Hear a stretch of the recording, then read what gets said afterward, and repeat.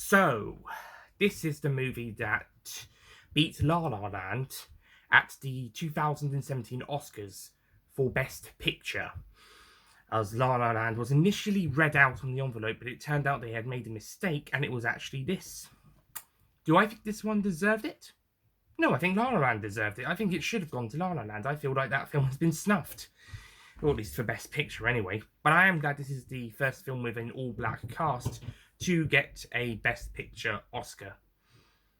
The only downside is I think it doesn't deserve it. So let us jump into Moonlight.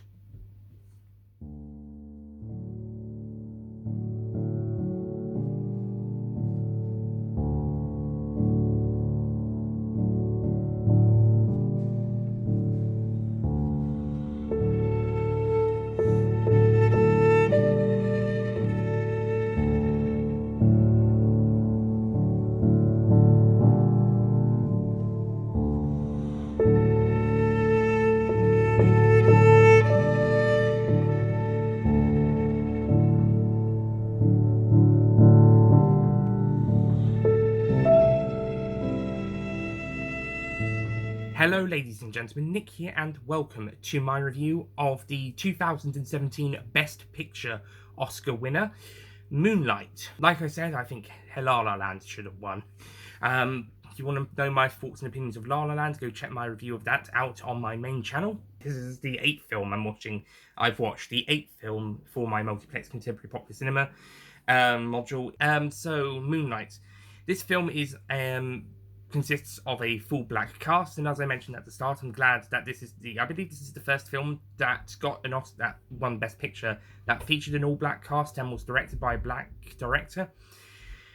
If only it actually deserved it.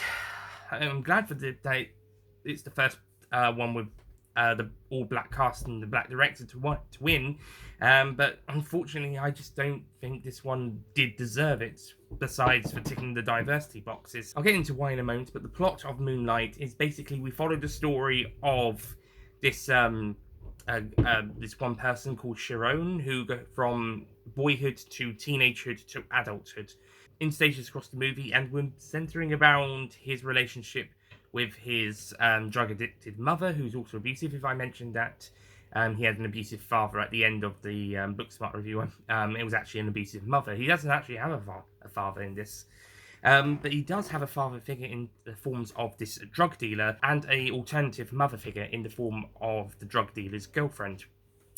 And as we see the boy grow up, he becomes friends with this other guy, this other boy, and then later we see him as a teenager, as he's starting to develop feelings for his friend, or at least we see those feelings a bit more.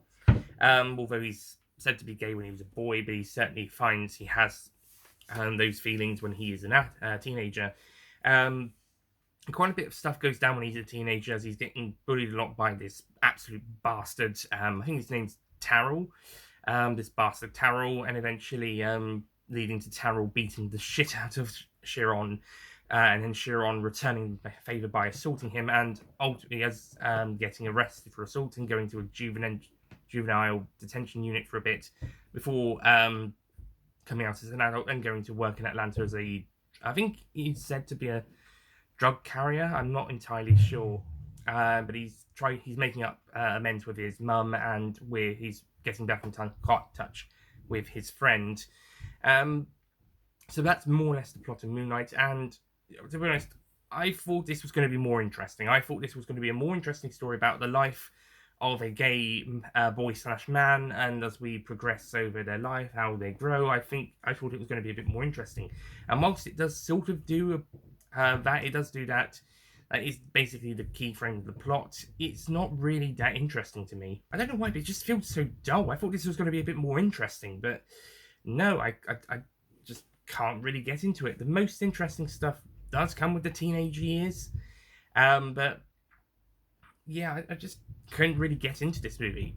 Maybe because I'm not the demographic. Again, this is the same issue with Booksmart, except this time round it's more aimed at black people, and for LGBT crowds. As stated before, I'm heterosexual and white, so this film probably doesn't appeal to me. But like with Booksmart, even if I'm in a different demographic, I can still check out movies and maybe enjoy them, even if they're aimed for somebody else. This time round, not so much. This one didn't really click. I mean, it's not bad, but I just couldn't get into it. That's just me personally, though. On an execution level, apart from a few camera movements that I felt were a bit odd, I think this is a really well put together movie, so I have no issues with the execution. Some great cinematography, great editing, the direction is great. With the camera shots I just mentioned, well, there are a few where kind of doing some sort of strange one takes where they're constantly moving, not like fast paced moving, but just like moving a bit slowly, and usually in like clockwise or anti-clockwise directions. It feels a bit odd, and there's also one bit of shaky cam, but I think that's from the perspective of one of the boys chasing young Sharon. So that one I think does work for a short amount of time, but some of the clockwise moving ones do feel a bit odd. I do believe that the actors all do great, especially the kids, because the dialogue that the two main kids performed feels very natural. I mean, I can't really speak for the black community as a whole because I'm not part of it, so I don't really have a full understanding of how they speak or what they say. But in terms of realistic characters and personalities, these kids feel pretty believable. And as do the teenagers when they come around, when the teenage story comes to it. The adult actors also do really well, particularly the guy who does the drug dealer. He's a pretty great character. I think he's probably my favourite character, him or his girlfriends. They were some pretty great characters. Also, Naomi Harris plays the mother of Sharon, the drug addict, and she's pretty great at being a bit of a nasty piece of work, but also having these moments where she does generally care for Sharon, and even in the end, realizing her behavior in the past and trying to repent and trying to fix her relationship with Sharon, who has also started to go down a dodgy path. There's also some pretty great drama scenes throughout the movie, especially in the third act when Sharon's talking with his friend.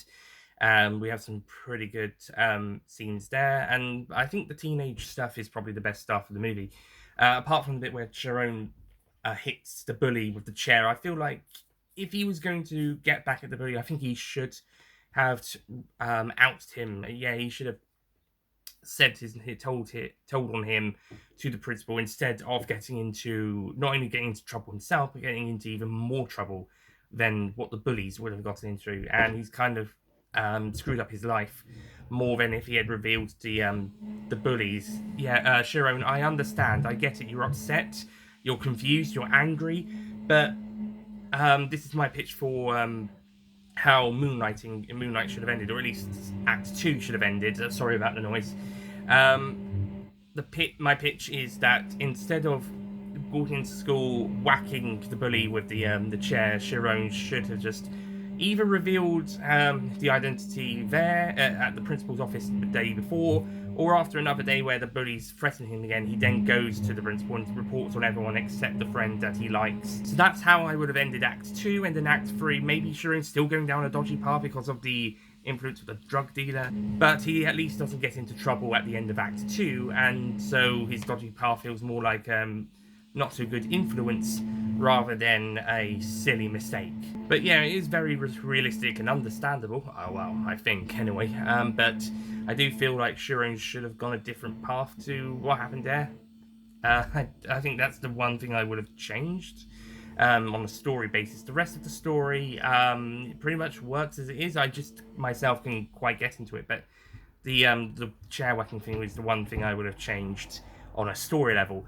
Maybe one of the reasons I can't really get into this is the dialogue. I can't really understand half of the dialogue. Again, I'm not an expert on this topic. I don't know how realistic this is. But yeah, it's just that half the dialogue I couldn't understand, and I struggled to follow what the story was because of that. Yeah, there was times where I could understand it pretty well, but At other times, I was lost about what was going on. I think that's the main reason why I couldn't get into this movie and why I found it dull, is because I didn't really understand what was going on half the time, because I couldn't understand the dialogue half the time. Yeah, I could understand the visuals, no problem, but the dialogue was a bit harder to understand in places. And it's not like it's in another language; it's English, but it's I don't want to say black people talk. I don't want to say that. I don't want that to be how it's named. I don't want it to be called that. I just had trouble understanding it. There were times I followed it fine, but other times it just felt weird. Also, black people are allowed to call each other the N-word. So I guess if a black person calls a black person the N-word, it's like friendly banter or something. But if a white person calls a black person the N-word, it's racist. Yeah, I'm not sure how to feel about black people calling black people the N-word. I thought it was racist, full stop. But in this film, it's presented more like hey, N-word person, you're my buddy, you're my bestie buddy. I thought it was offensive all around, but this film shows that the black people have no problem saying it to other black people, so long as it's in a friendly way. Okay, again, I'm not an expert in the black people culture, and I'm very sorry to any black people who are watching. I'm not trying to offend anyone. So yeah, I just find it a bit odd that a racist slur to that community is used as banter in said community, providing only the people in that community say it to other members of that community. But if a white person says it, they'll probably be lynched for saying it. But I thought it was racist all around, so I'm finding that a bit odd. I'm not saying we should be allowed to say it as well. I'm saying it should be the complete opposite. I'm saying maybe nobody should say it. Or unless in historical context. But yeah, it seems like it's banter in the community. But yeah, I just found it odd. That's basically all I wanted to talk about this movie. There really isn't much to talk about. I got my main issue out of the way. I just couldn't quite get into the movie. I thought it was a bit dull, slow, and half of the dialogue was difficult to follow, which meant parts of the story were difficult to follow.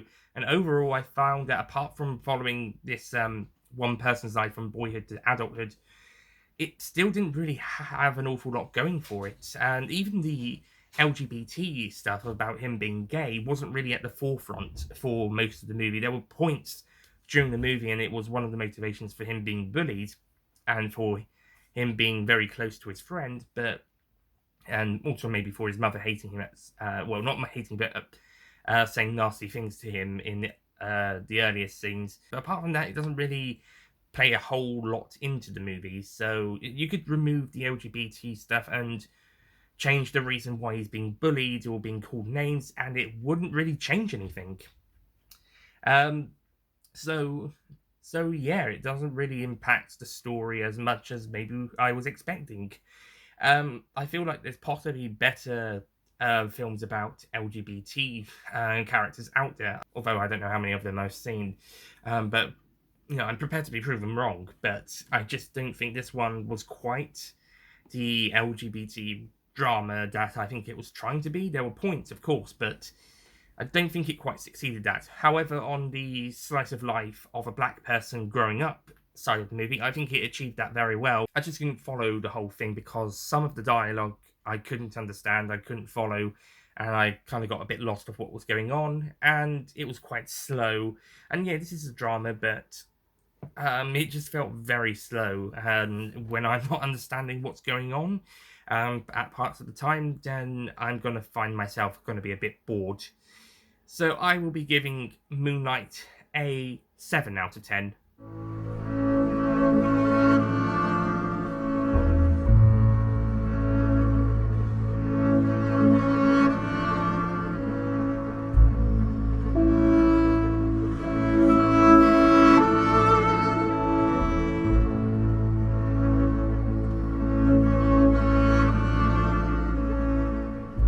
I'm passing it as a 7 because it is really well made on a visual level, and the acting is great, and there is some pieces of dialogue that sound realistic, and I can understand and follow, so I could follow what was going on for most bits. I think the reason the teenage stuff is my favourite scenes is because I was able to follow most of what was going on more from the visuals, and also maybe I could understand the dialogue better in that bit, those scenes than the other two bits.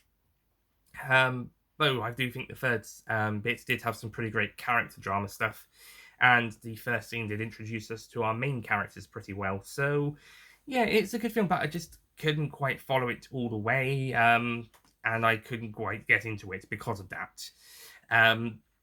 So that is why it's a 7. I would put this above Booksmart slightly, because although I was a bit bored by this movie, mainly because I wasn't quite able to follow it, Booksmart made me cringe a few times, and it was also quite dull in places. Yeah, it picked up a bit later on, but because it was slightly more cringy, I think this movie is slightly better, even though I was probably a bit more doled out with this movie. But I put this one above Booksmart because I think it does do a good job with its characters and the story it's trying to tell. I'm just a bit lost of what story. I'm just a bit lost on what it was doing, and it wasn't as easy to follow. But I'll give it the slight edge above Booksmart on a personal preference. Although I might prefer to watch Booksmart again, cringing aside. But I think Moonlight is slightly better. And like I said at the start, I think La La Land should have won the Oscar of Best Picture 2017 Oscar, because that was a great film, really fun, engaging, enjoyable. Yeah, it was another white person movie featuring white people, made by a white person, and this is the first movie to win the Best Picture Oscar that is a all-black cast and directed by a black director. But if I was going on personal preference, La La Land should have won. But I am just glad that this movie did tick off a diversity box, and it managed to get this status. So Moonlight, because of that, here's to you. Even though I do think La La Land should have won, but here's to you anyway, Moonlight, because of your achievement.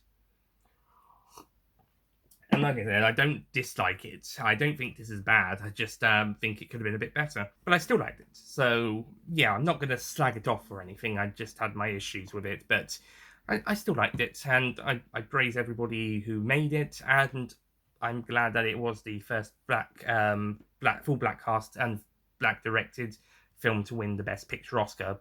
Even if I preferred La La Land. But that's personal and subjective. So, thank you for watching my review of Moonlight. Please don't kill me. I hope I haven't come across as offensive. I don't mean to. So that's it from my review of Moonlight. Thank you for watching, and I'll see you guys next time for the next movie I'm watching in my multiplex contemporary popular cinema module. The 9th and final one is Hustlers. So thank you for watching my review of Moonlight, and I'll see you guys next time for Hustlers. Goodbye.